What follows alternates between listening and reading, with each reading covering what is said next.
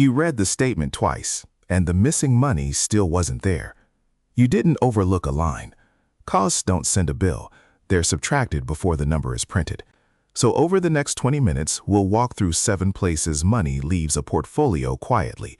Most important first, each with one real number attached. 2 of the 7 you'll probably decide to stop worrying about entirely, and the 7th isn't charged by any institution at all. It's the one you pay yourself.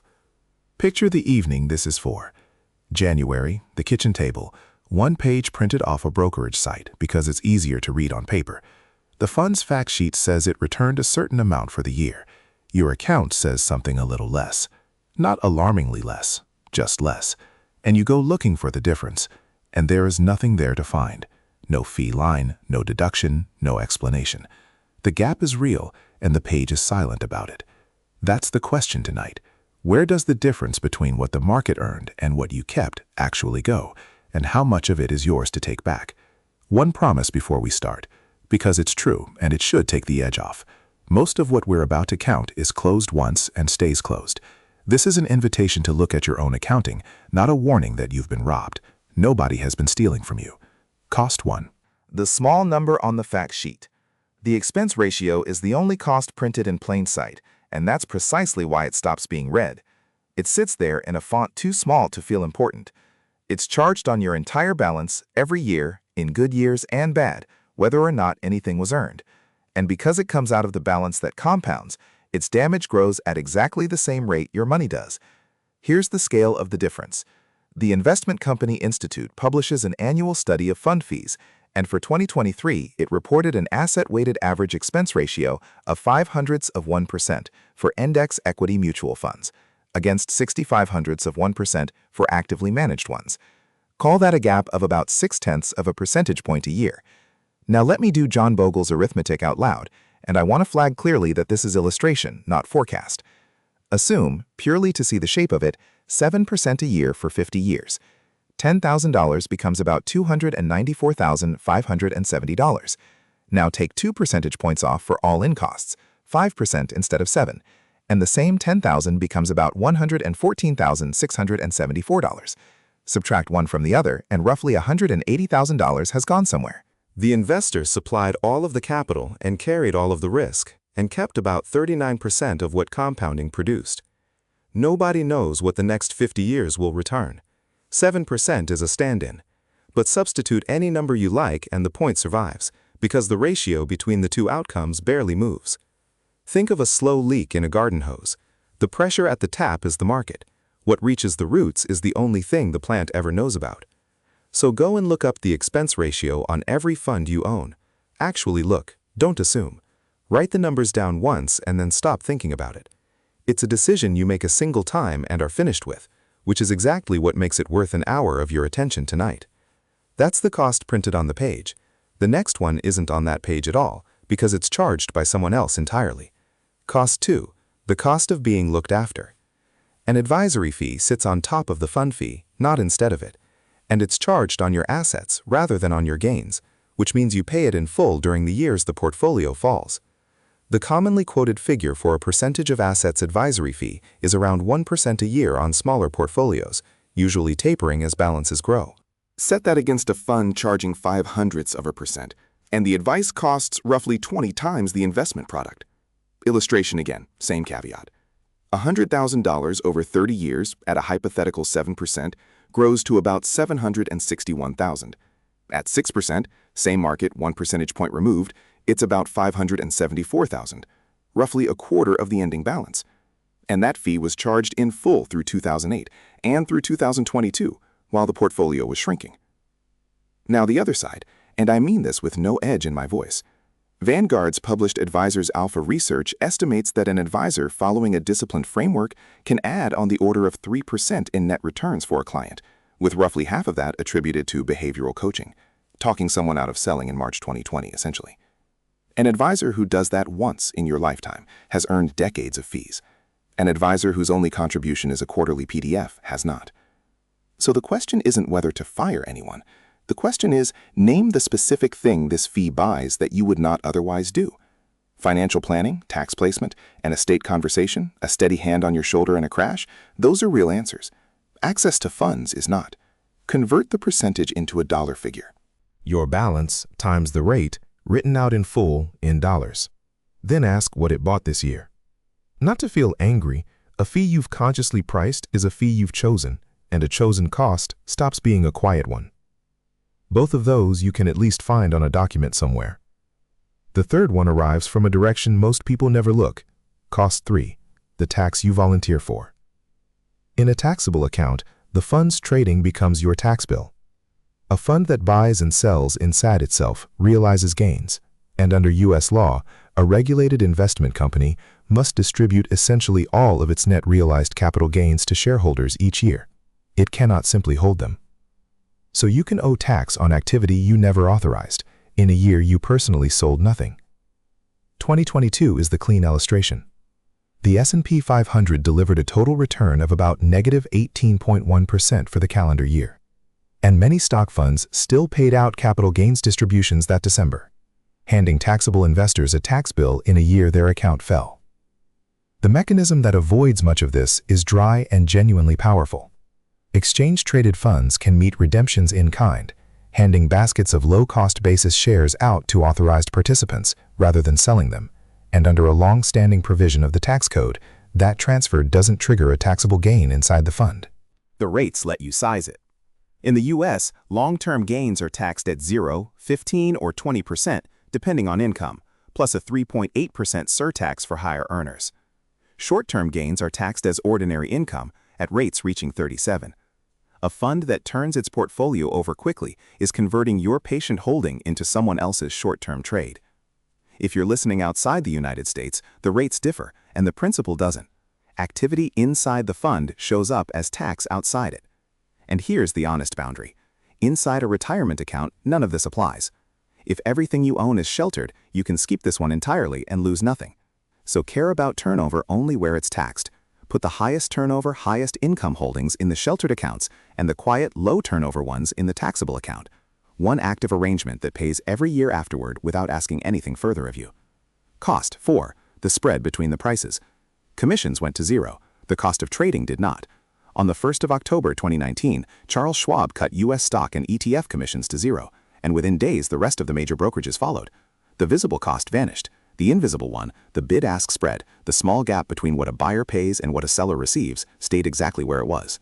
But the spread isn't really the story, the behavior is. Brad Barber and Terence O'Dean published a study in the Journal of Finance in 2000 called Trading is Hazardous to Your Wealth. They tracked 66,465 households at a large discount broker from 1991 to 1996. The average household earned 16.4% annualized. The market returned 17.9%. The most active traders in the sample earned 11.4%. Same market, same years, same country, 6.5 percentage points a year separating the busiest from the market itself, in an era when they were paying commissions for the privilege of being that busy. And now let me deflate this one honestly, because it matters. For someone buying a large, broad market index fund a few times a year, this cost is small. A big index ETF often quotes a spread of about a penny on a share priced in the hundreds of dollars. A traditional index mutual fund transacts once a day at net asset value with no spread at all. The spread only becomes a real number in thin, narrow specialist funds, or when the same investor pays it 40 times a year. This is the smallest leak on the list for most of you. I'd rather tell you that plainly than let you leave worrying about pennies. So notice the shape of it. The modern cost of a trade isn't the fee, it's the invitation. The fix isn't a technique, it's a rhythm. Buy on a schedule you set in advance and let the absence of a commission stop feeling like a reason to act. Let's stop for a moment, because something has quietly turned over. The first 3 costs are charged to you. Somebody deducts them, and your job is to find the number and decide whether it's worth paying. But look at cost 4 again. Nobody deducted anything there. The damage, 6.5 points a year for the busiest households, came from what the investor did with the freedom they'd been given, which means the accounting changes direction from here. The remaining 3 leaks aren't subtracted from your account by an institution. They're authorized by you, in ordinary moments, usually while feeling careful. That's the part no fee disclosure will ever show you, and it's where the biggest number on this list is hiding. Cost 5, the money waiting for a better day. Cash held deliberately for a known purpose is not a cost, it's a plan. cash held because the moment doesn't feel right, is the most expensive holding in the portfolio, and its price isn't the interest forgone, it's the compounding forgone. J.P. Morgan Asset Management's Guide to Retirement runs this on the S&P 500 over the 20 years ending December 31, 2022. An investor fully invested the entire period earned 9.8% annualized, $10,000 becoming $64,844. Miss only the 10 best trading days out of roughly 5,000, and that falls to 5.6% annualized, $29,708. Miss the 30 best days and you're at 1.3%. Miss the 60 best and the whole 20 years turns negative at about minus 3.3% a year. The detail that turns this from a scare into a lesson is in the same analysis. 7 of the 10 best days occurred within 2 weeks of the 10 worst days. The good days don't arrive on calm afternoons. They arrive in the middle of the weather that makes people leave. So the investor who steps outside to avoid the worst of it is standing outside for the best of it. And here's the fair objection, which I'd rather say myself than have you find later. A symmetric study that removes the 10 worst days produces a flattering result too. So this isn't proof that timing is impossible in principle. It's evidence about what happens to real people who try, because the exits get attempted precisely when the best days are nearest. If you're sitting on a lump sum right now, Vanguard's research on cost averaging found that investing it immediately outperformed spreading it over 12 months roughly 68% of the time. Not always, which means about a third of the time it didn't. And if easing in is what lets you actually do it, that's a legitimate trade. Give every dollar of cash a job and a date. An emergency fund, a house deposit, next year's tuition. If it has one, it's doing exactly what you hired it for. If it can't name its job, it isn't being cautious. It's waiting, and waiting has a price it never quotes you. Cost 6. The friction at the border. Owning the world is the right instinct. It comes with a toll booth most investors never read the sign for. The United States withholds tax on dividends paid to non-resident investors at a statutory 30%, reduced under most treaties, commonly to 15%, which is why fund domicile matters more than fund branding if you're investing internationally. An Ireland-domiciled UCITS fund receives U.S. dividends at the treaty rate of 15% rather than the full 30%, and that difference is a permanent annual drag on the dividend portion of your return, invisible on any statement because the money never arrives in the first place. Now, the mirror case for American listeners, and this is the one most people have backwards. Foreign taxes withheld on your international holdings can generally be recovered through the foreign tax credit, but only in a taxable account. Held inside an IRA or a 401k, that withheld tax is simply gone. There's no U.S. tax liability for the credit to offset. So the same international fund quietly costs you more in the sheltered account than in the taxable one. On currency, let me draw a distinction that should calm you rather than worry you. Exchange rate movement itself is not a cost, it's volatility, and over a long horizon it cuts both ways, which is why Vanguard's published research generally supports leaving equity currency exposure unhedged for long-term investors. The cost is only the friction, the markup your broker adds to the interbank rate each time money changes currency. It's charged per transaction, so it punishes frequent small conversions and barely touches infrequent large ones. Go and look up your own broker's markup. It varies enormously between institutions, and quoting you a figure here would be false precision. Check 2 things once: where your international funds are domiciled and which account holds them. Then never think about currency again. It's a plumbing decision, not a market view, and plumbing decisions stay made. Which brings us to the one that's larger than all 6 of the others put together. Cost 7. The price of starting over. No institution charges this one. You pay it yourself. When a fund has a bad stretch, you replace it with one that's just had a good stretch, and you crystallize the loss, restart the tax clock, and do it again a few years later. Morningstar measures the size of it every year in a study called Mind the Gap, the difference between what funds returned and what investors in those funds actually earned, once you account for when the money went in and came out. The 2024 edition, covering the 10 years through December 2023, found investors earned roughly 6.3% annualized, while the funds themselves returned about 7.3%, a gap of roughly 1.1 percentage points a year, given away entirely through the timing of arrivals and departures. I'm using Morningstar rather than the more frequently quoted Dalbar figures, and I'll tell you why. Dalbar's methodology is widely disputed, and a number you can't defend is worse than no number at all. Now the strongest objection to everything I've just said, given full weight, because sometimes staying was the wrong call. The Nikkei 225 closed at 38,915.87 on the 29th of December 1989. It did not close above that level again until the 22nd of February 2024, about 34 years. U.S. Stocks had their own lost decade. The S&P 500's total return across the 10 calendar years 2000 through 2009 was roughly -9% cumulative, about -1% a year. And individual blue chips don't always come back at all. General Electric's peak in 2000 and Citigroup's pre-2008 peak have not been reclaimed. I name those two only as history, not as commentary on any company today. Never switch is, stated flatly, dangerous advice. So what actually protects a patient investor? 3 things. First, the distinction panic fuses together. Selling a broad index fund because it fell is abandoning a strategy. Trimming what has run and topping up what has lagged is the plan doing its job. Those feel similar at 2 in the morning, and they are not the same act. Second, breadth. That 34-year figure is one country's index. Someone holding a global index rather than a home country one had a materially different experience of those decades. And in fairness, even for Japan, 34 years is the price index. With dividends reinvested, the recovery arrived meaningfully sooner.